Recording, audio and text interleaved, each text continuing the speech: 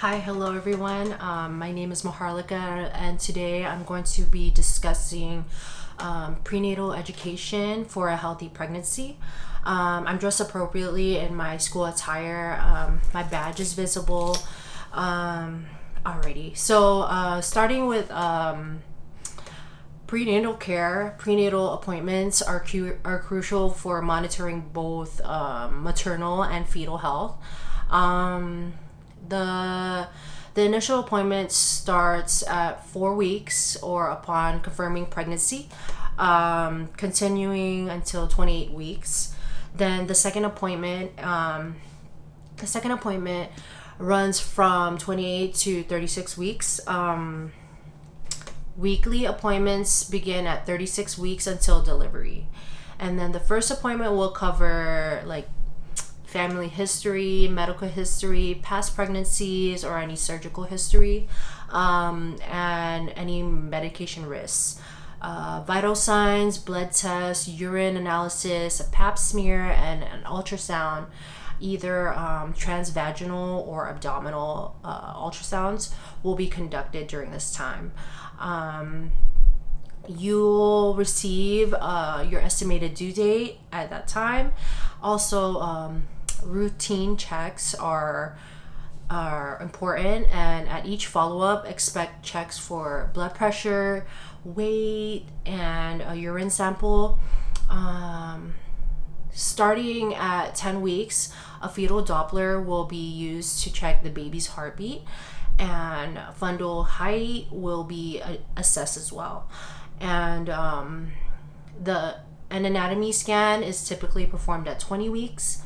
And then later appointments from 28 to 36 weeks, routine checks continue along with the Tdap vaccinations, Tdap vaccine recommendation, and Rh negative patients will receive ROGAM, which is a glucose tolerance test, and it is scheduled between 24 to 28 weeks.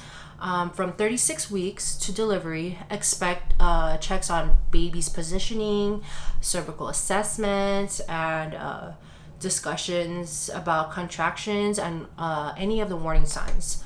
And then let's go on to diagnostic procedures and labs. So, like the first trimester, initial blood test, urine analysis, pap smear, and an ultrasound. Second trimester, glucose challenge tests will be performed, and then also the third trimester, a group B strep swab would be done. Blood tests include your CBC, HCG, blood type, Rh factor, and HIV testing. Then there will be genetic testing, includes non-invasive options like the NIPT and quad tests, as well as invasive options like amniocentesis and CVS. Nutrition for a healthy pregnancy. Nutrition is essential during pregnancy. Like your caloric increase, about 300 extra calories per day, depending on pre-pregnancy weight. And then foods that you would want to include during your pregnancy, like vegetables for potassium, and any vegetables with vitamin A. Fruits, you would want to incorporate fruits for potassium and vitamin C, and then some dairy for calcium, vitamin A, and vitamin D. And then also you can incorporate grains for iron and folic acid. For protein sources, you can include beans, any nuts, and fully cooked meats. Make sure the meats are cooked. Hydration wise, like you would want to drink 8 to 10 glasses of water daily. Vitamins, prenatal vitamins are recommended, particularly with 600 mcg of folic acid to reduce the risk of neural tube defects. Omega-3s, iron, calcium, and vitamin D are also important. Also, If you want to exercise, here are some guidelines. Low impact exercises are best.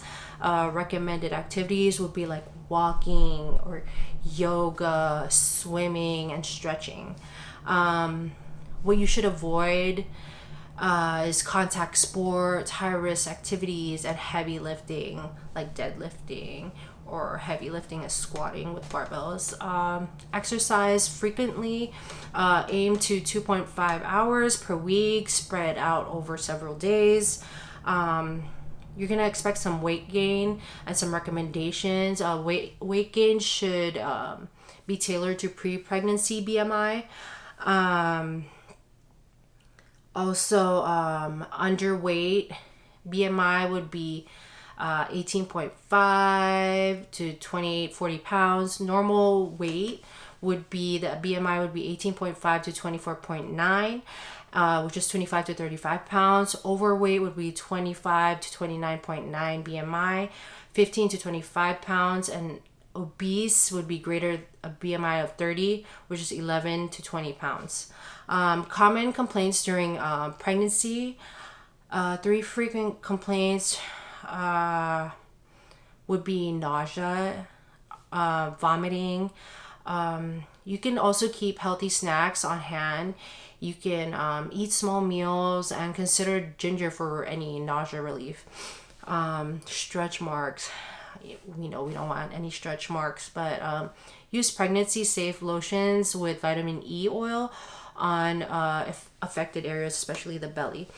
Constipation can happen, and you can increase fiber and fluid intake and ensure adequate exercise, and make sure you consult with a doctor about stool softeners.